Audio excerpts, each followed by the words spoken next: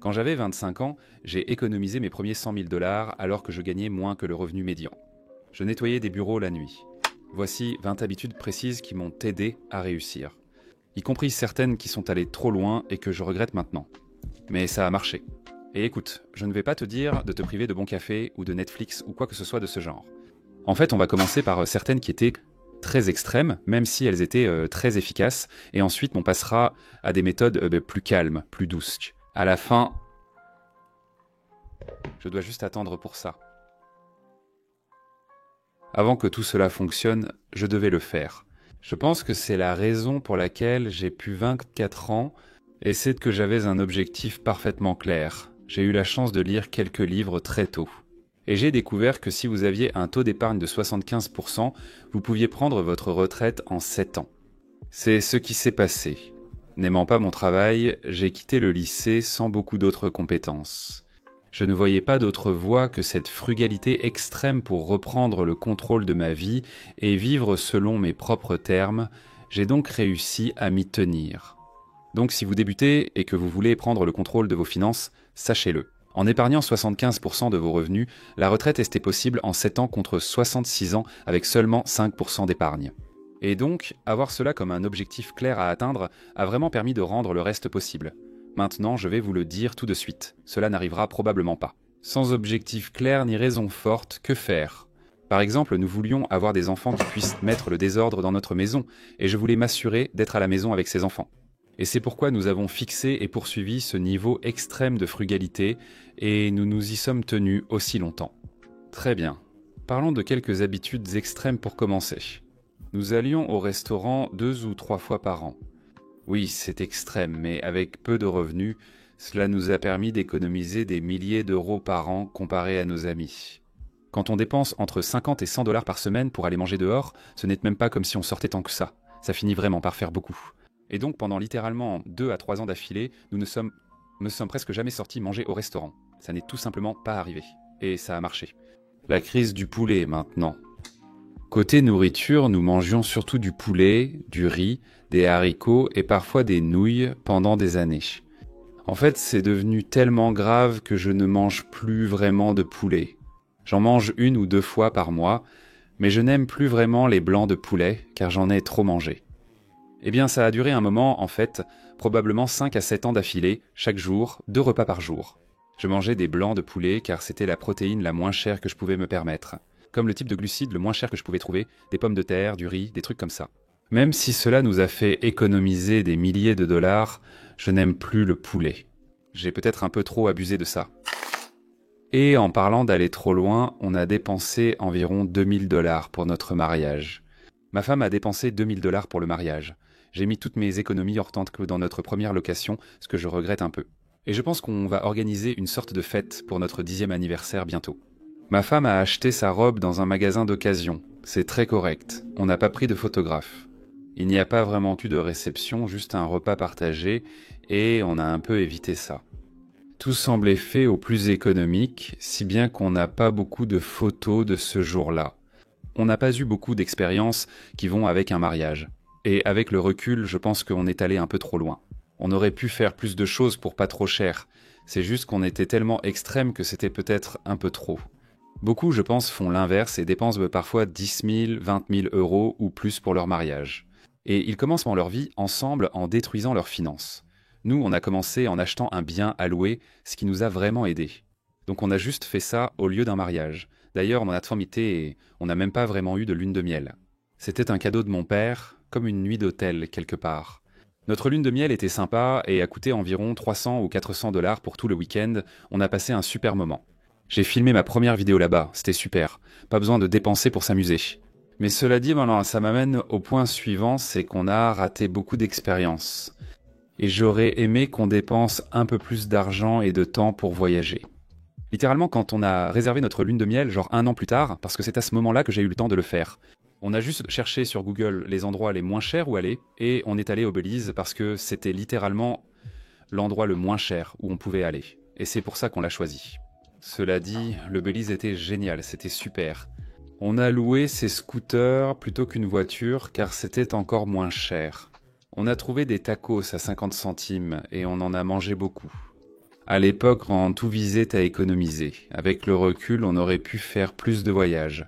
On n'était pas obligé de voyager une fois par an, une fois tous les 3 ans, ou peu importe ce que c'était finalement. C'était aussi avant qu'on ait des enfants. Je pense que ça aurait été sympa de faire plus avant. Maintenant, avec 2 enfants, on a une totale liberté avec eux. On peut beaucoup voyager. Mais peut-être qu'arriver ici 6 mois plus tard aurait été mieux, tu vois. La stratégie de peinture des magasins d'occasion. Lors de la rénovation de notre premier appartement, où nous avions mis toutes nos économies, c'était comme un immeuble multifamilial. On a acheté tout ce qu'il fallait pour ça, en grande partie dans des magasins d'occasion. Pour peindre un mur, on achetait de la peinture d'occasion. Pour du bois, on utilisait des planches abîmées. J'ai rénové et meublé un appartement pour 50 $, et ça avait vraiment l'air affreux. Mais le truc, c'est que peu importe la maison que tu as, au bout de quelques mois, ça devient juste l'endroit où tu vis, que ce soit grand, petit, très beau ou pas terrible. Au final, c'est juste chez toi. Et honnêtement, je pense que récupérer des trucs dans les friperies, surtout pour des rénovations, c'est beaucoup plus amusant. Donc ça, c'était un exemple un peu extrême, mais c'était aussi sympa. Et tant que j'y suis, on a acheté tous les appareils qu'on a eus, sauf peut-être un dans les rayons des articles cabossés ou rayés. Pendant un temps, chaque visite chez Lowe's, je vérifiais toujours les appareils cabossés ou rayés au fond du magasin. Même sans besoin, je les achetais, les mettais dans mon coffre, les ramenais, puis les revendais pour gagner quelques centaines de $. C'était juste un petit boulot en plus pour revendre des appareils abîmés. À part ceux qui venaient à la maison, c'est tout ce qu'on a fait. Et honnêtement, si tu peux économiser genre 1 000 $ sur un frigo débile, ou au moins 50% de réduction minimum. Parce qu'il y a une bosse dessus, ce qui va probablement arriver de toute façon, c'est évident. Maintenant, j'ai aussi appris à tout faire moi-même, et je pense que c'est quelque chose que beaucoup de gens ne croient tout simplement pas pouvoir faire. Je n'avais jamais rien fait d'autre que de peindre ma chambre, et j'ai fini par rénover tout un appartement, j'ai carrelé plusieurs douches, j'ai appris à poser du sol, j'ai appris la plomberie, l'électricité de base. Nous avons rénové des placards et plusieurs appartements, ce qui nous a sans doute permis d'économiser des dizaines de milliers d'euros. Apprendre à faire les choses qu'on aime soi-même permet de garder ses compétences à vie. Je pense que les gens devraient penser plus souvent apprendre à remplacer des toilettes. C'est très facile d'apprendre à poser du carrelage, à peindre ou à faire des tâches simples. La plupart du temps, une fois que vous commencez, ce n'est pas si difficile. Parlons-en. Pendant des années, je n'ai acheté que des Google Pixel reconditionnés sur Amazon, car ils coûtaient environ 100 $. Je ne suis passé à l'iPhone qu'en devenant créateur de contenu à plein temps, car j'avais besoin d'un meilleur appareil photo. Et les gens n'arrêtaient pas de se fâcher contre moi dans les discussions de groupe. Beaucoup dépensent. 1 000 $ pour un téléphone chaque année ou tous les 2 ans, sans réelle nécessité. Avoir une marque moins connue qui fait 98% des mêmes choses, sauf que tes bulles de texte changent de couleur. Ça valait totalement le coup pour nous. Pour la plupart des gens, il n'est pas nécessaire d'avoir la dernière nouveauté. Tu peux avoir quelque chose qui a 5 ans, tu peux avoir quelque chose d'une autre marque. Ça ne changera pas ta vie, mais ton compte en banque. Abonne-toi à cette chaîne, ça peut aussi changer ton compte, car on est en direct. Je ne sais pas trop ce que je dis, mais ça aide car on vise 1 million d'abonnés. Ce serait fou d'y arriver, alors like et abonne-toi. Ça nous aide vraiment. Quand je dis nous, je veux dire que ça m'aide, moi. Maintenant, on a aussi une politique de non-cadeau. On a commencé à le faire non seulement pour le minimalisme, mais aussi pour des raisons financières. À chaque fois que quelqu'un a un anniversaire ou à Noël, il y a toujours différents événements où tout le monde se sent obligé d'offrir quelque chose à tout le monde. Ils savent que cette personne va juste donner ces trucs inutiles dans 6 mois. Et donc, quand on s'est rendu compte que ça arrivait, on a juste dit à notre famille et à nos amis « Hey, on ne va pas vous acheter de trucs. On dînera et fera des activités ensemble, c'est très bien ainsi. Mais on n'achètera pas des choses au hasard. Et s'il vous plaît, TMCB, ne nous achetez pas non plus des trucs au hasard juste parce que.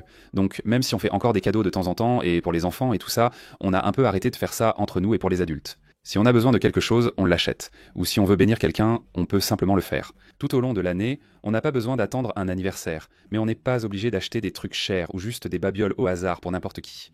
Ce n'est pas parce que c'est la norme, que c'est comme ça que les entreprises gagnent de l'argent, que tu dois faire pareil. Un autre point intéressant concerne les maths des produits prédécoupés. Donc si tu achètes des fruits et légumes prédécoupés, ils coûtent beaucoup plus cher que les produits entiers. C'est comme ça. Si tu les découpes toi-même, tu peux payer jusqu'à 2 fois plus pour une minute de travail. On essaye vraiment d'éviter de payer des sommes exorbitantes juste pour un peu de commodité. Nous avons vécu avec une seule voiture pendant plusieurs années. Et oui, ça a causé quelques petites tracas, mais ce n'était pas nécessaire. Quand j'ai regardé les chiffres concernant la possession d'une voiture, même si elle est déjà payée, il y a la dépréciation, l'assurance, l'inspection, l'immatriculation. Posséder une voiture coûte des milliers de dollars par an, même si on ne la conduit qu'une fois toutes les 2 semaines. Comme nous travaillons tous les deux à la maison, il était très difficile de justifier le fait d'avoir 2 voitures au lieu de simplement prendre cet argent et de l'investir.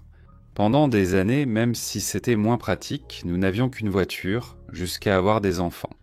Et puis pour les voitures que nous avions, nous les avons toujours payées comptant. J'ai acheté une Honda Civic à 5000 dollars après des années d'économie, payée comptant tout comme Meredith pour sa voiture. C'était une Toyota à quelques milliards de dollars, quelque chose comme ça, je ne sais plus exactement. Mais nous n'avons jamais acheté de voiture plus belle avant d'être dans une situation où nous pouvions toujours nous les offrir comptant, sans que cela représente une grosse dépense. La plupart des gens ne réalisent pas que le logement et le transport sont les 2 plus grosses dépenses que vous avez. Réduire ces dépenses en achetant des voitures d'occasion pas chères ou en évitant une voiture supplémentaire est un excellent moyen d'économiser de l'argent. Votre logement, alimentation et transport ont bien plus d'impact que le café ou le reste. Et je suppose que puisque nous parlons du logement, j'ai effectivement fait du house hacking. J'en ai déjà parlé, mais nous avons essentiellement acheté un immeuble multifamilial avec un prêt pour primo-accédants. Nous avons habité un appartement et loué les autres, ce qui nous a permis de vivre gratuitement en proposant un loyer plus bas qu'ailleurs. Et nous avons pu offrir un logement et, en fait, nous n'avons pas augmenté le loyer depuis environ 7 ans pour les personnes qui y vivent. Donc ça nous aide beaucoup et ça aide aussi beaucoup d'autres personnes. Cela nous a permis d'économiser des milliers de dollars et d'aller plus loin. C'est l'une des astuces qui m'a permis de quitter mon travail presque instantanément. Dans cet immeuble de 3 logements, un appartement avait 4 chambres. Alors nous avons ajouté une salle de bain et loué chaque chambre sur Airbnb. Et cela m'a permis de réaliser environ 2000 dollars de bénéfices par mois après avoir payé l'hypothèque, les taxes et l'assurance, tout en vivant dans ce même immeuble. Comme nous n'avions quasiment pas de dépenses, j'ai pu quitter mon travail rapidement. Parfois, il faut être créatif. C'est ce que j'ai fait en enchaînant de petits boulots. J'ai arrêté les jeux vidéo, la télévision, les séries et même la musique. J'ai enchaîné les petits boulots. J'avais mon travail principal et au moins 2 autres petits boulots en parallèle. Je nettoyais des bureaux, j'ai lancé une chaîne YouTube et je faisais du béton et de la construction la journée. J'étais aussi agent immobilier, donc tout se passait en même temps. J'ai délaissé les loisirs pour gagner plus d'argent. 2 petits boulots et une douzaine d'autres ont échoué. Mais YouTube a réussi car j'ai persévéré. Je recommande, si vous n'aimez pas votre emploi principal, utilisez vos soirées et vos week-ends pour construire la vie que vous voulez, que ce soit en matière de forme physique ou pour gagner de l'argent. Essayez de la construire pendant les soirées et les week-ends. C'est très amusant si vous aimez ça. D'ailleurs, j'ai un mini-cours gratuit pour lancer une chaîne YouTube ci-dessous. Cela peut vraiment vous aider à démarrer avec un petit coup de pouce. Maintenant, la prochaine chose que nous avons faite, c'est d'essayer d'éviter l'inflation du mode de vie. La plupart dépensent plus en gagnant plus, mais nous avons maintenu nos dépenses stables, quel que soit mon revenu. Par exemple, nous vivions avec moins que ce que je gagnais à mon travail principal.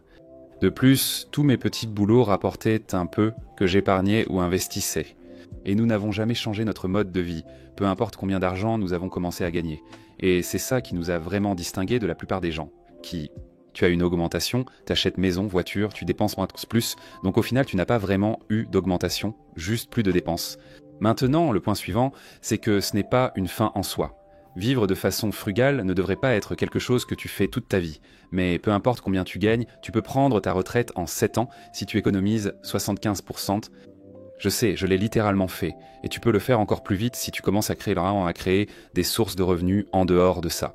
Et si tu veux calculer à quel point tu es proche de pouvoir quitter ton travail, j'ai conçu une calculatrice gratuite selon ma méthode, ce qui m'a permis de réussir en moins de 7 ans. Je la mets en bas. C'est totalement gratuit. Tu peux aller voir et découvrir, tu sais quelle est ta véritable richesse. Mais vivre frugalement ne devrait pas être le but final. Ça devrait être un outil pour te lancer jusqu'à ce que ton argent commence à générer de l'argent. Ensuite, c'est normal de profiter, voyager, s'amuser, manger de la viande rouge et des fruits. Pas besoin d'aller dans l'extrême, sauf si tu veux vraiment avancer vite. Dans ce cas, travaille dur. Attends, on n'a pas encore fini. Si tu as aimé cette vidéo, tu vas adorer celle-ci. Je te le dis tout de suite, tu vas l'adorer. Elle t'aidera à économiser de l'argent. Si cela ne t'intéresse pas, pourquoi as-tu regardé si longtemps? Tu vois, impossible de discuter avec cette logique. C'est froid maintenant.